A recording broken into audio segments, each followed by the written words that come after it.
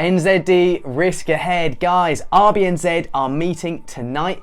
We're going to get the result of their latest policy meeting, and there could be some pretty decent NZD volatility because analysts are quite split on what the outcome of this meeting is going to be. So before I talk about tonight's meeting and where the division is, let's just quickly recap on RBNZ policy.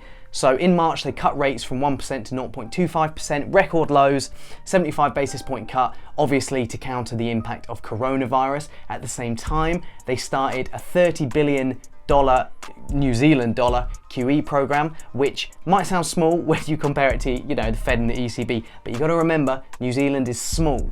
It'd only be the size of one of the smaller US states. So a 30 billion Kiwi dollar QE program for them is quite big. They've generally been very dovish. They've refused to take negative rates off the table. Very dovish. And in another speech, the governor, he also talked about lending directly to the New Zealand government, which is something called debt monetisation, which is very, very dovish. The fact that they're even thinking about that, very, very dovish. So basically, how dovish they've been has weighed on NZD.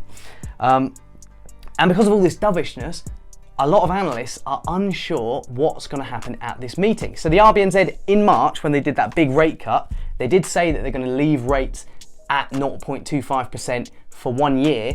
So they kind of put a constraint on themselves. But then at the same time, they're talking about negative rates.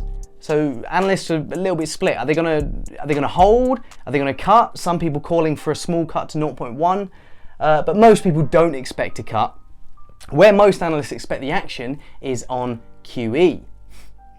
So some are calling for the QE program to be doubled to 60 billion.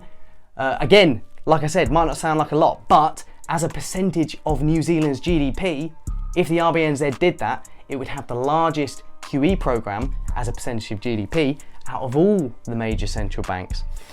Also forward guidance, we're not sure what forward guidance we're going to get, guys. What are they going to say about rates? Are they going to give us more detail about when they might go negative? Are they going to go back on going negative?